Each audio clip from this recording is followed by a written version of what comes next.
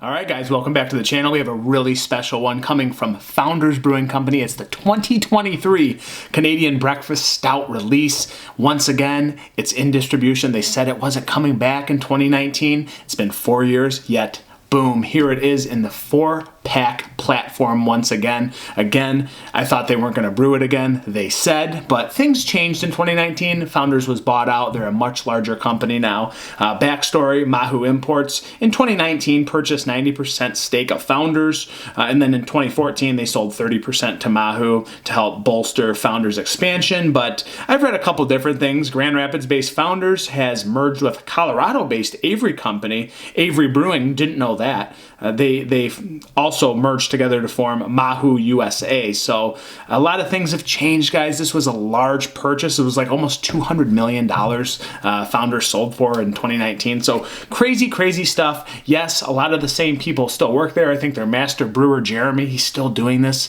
to my knowledge. So what's changed? I don't know. Let's talk about this one. Obviously, they did a release in 2011. I think it was 10.6% then. They did a release, I think, to employees a little bit after that. And then I think there was 2017, 2018, and then they went to 4-pack platforms in 2019. But again, the Bombers 2017 and 2018. The logo is the same. In 2017 on the Bomber, I think there was that Ranger that was sitting on the horse, but here we are, Rangerless once again. So they're kind of sticking to that original label, at least the last one that was in distribution. So Imperial Stout brewed with chocolate, coffee, aged in bourbon, barrels with maple syrup. So it's the base KBS in here, just with that added maple syrup, guys. Is it as good? I don't know. Have things changed? Yes, but I don't think it'll be that much different, really. I mean, I just had a 2018 CBS with my brother-in-law that I aged. It was delicious, and I literally just opened it like a week or two ago, and it was fantastic, even aged. So what is a fresh one like? I don't know. Let's talk about it. This was bottled on 10/17/23. So not even a month old. Today is the 8th of November, time of recording. So everything looks kosher. Everything looks good. 11.7% is the same as the last one I had.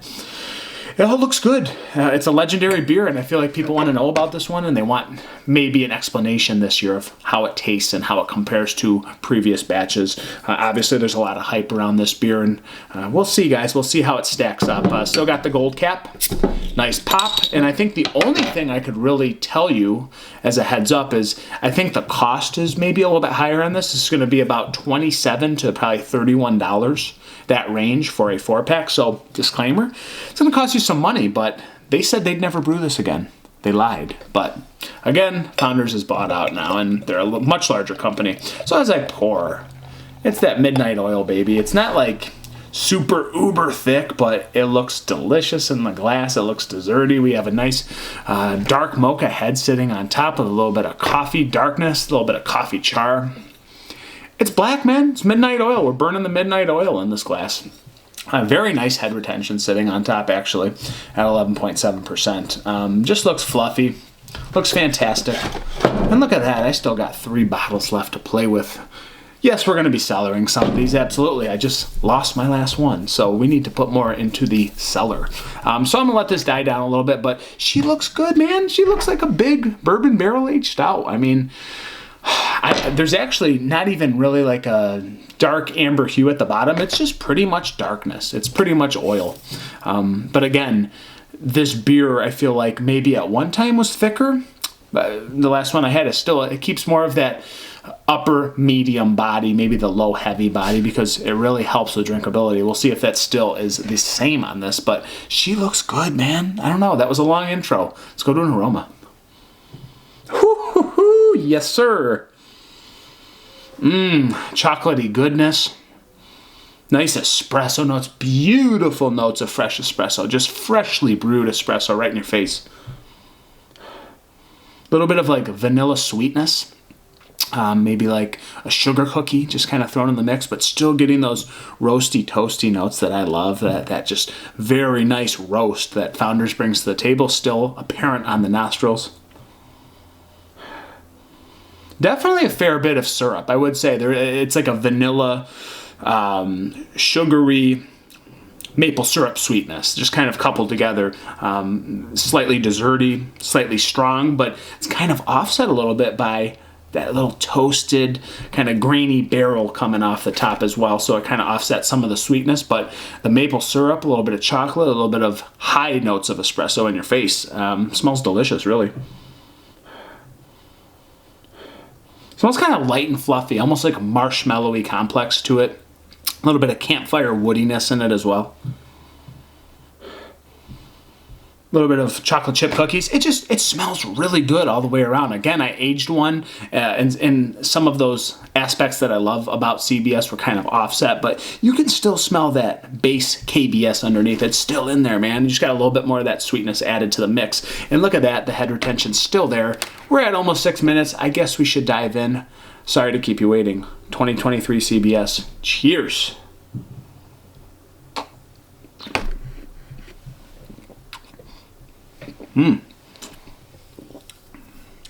Yeah, man. That's what I missed on the one I aged. The barrel's still there. It's a sweet barrel. It's a sweet, woody, sugary note that comes off the top. But the barrel heat is very subtle, and it just offsets a little bit of that sweetness in a very nice way. The barrel's there. But again, sweetness is kind of clashing with that barrel. I'd say the sweetness wins. But boy, on that back end, after you actually let it go down, that little bit of that buttery, sugary mouthfeel goes down, you do get that bourbon barrel-aged presence. It's very faint. And again, it's kind of charred, woody campfire, but it just kind of sits in the very back of your palate underneath all that chocolate, all that espresso, all that coffee goodness. It's all there, and then it just kind of plays with the nice little roasty notes on the back end. It's a really tasty beer, guys. A little bit more desserty maybe than I remembered, but that's what you want. It's the CBS. It's got the maple syrup addition, and it is flexing in a very fantastic way, if you ask me.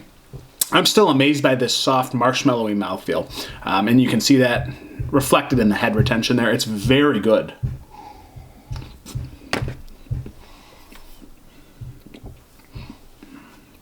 Chewy, decadent, velvety mouthfeel. It's buttery sweetness. It's delicious. This is really good. Boy, I'm trying to decipher if I like this as much as I used to. Maybe I like it a little bit more because, again, I like that fresh barrel. Again, kind of grappling with each other, the barrel, that woody kind of heat, and the sugary sweetness, the maple syrup sweetness. They're certainly clashing with each other, but I will say a definitive answer is the barrel does not win that fight. It is clearly that maple syrup. It is clearly that chocolate. It's not like super chocolatey, but I will say there's these nice notes of like a marshmallowy milk and dark chocolate complex. The maple syrup it's very nice. It's very bold, and it kind of blends into the vanilla sugar cookie that I get. I get like this vanilla sugar cookie note, and it plays with that maple syrup in a really nice way. They kind of form a marriage, and they just offer you nice bursts of sweetness. Again, trying to be offset by that barrel, trying to be offset by that dark chocolate bitterness, a little bit of espresso bitterness, just really, really forming this awesome mouthfeel, a very desserty, velvety mouthfeel. This is fantastic. I could kind of keep going. I feel like this has warmed up quite a bit, but it's probably a little bit too cold still, even though it's been out for several hours. It was probably delivered cold on the truck.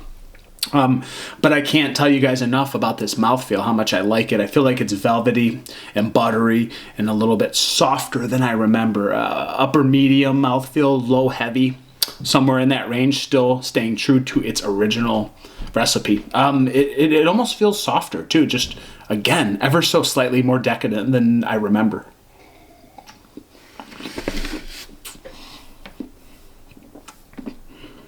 A little bit of chewy, gritty barrel, man. This is really good. This is really tasty. It would rival anything, even in today's standards. The drinkability's off the charts. The taste and the complex flavors all kind of merging together to form this epic CBS 2023 edition, guys. Really tasty. Again, a little bit sweeter maybe than some other Founders beers are, but that's what it's supposed to be. It's the maple syrup, baby. This is fantastic. It's really good. I think the hype is back. I think this is good. Has the company gotten too big where they don't know where they're doing anymore? Absolutely not. I'm glad they brewed this again. This is a fantastic rendition of Canadian breakfast stout, and it's all the old nostalgic feels that I remember.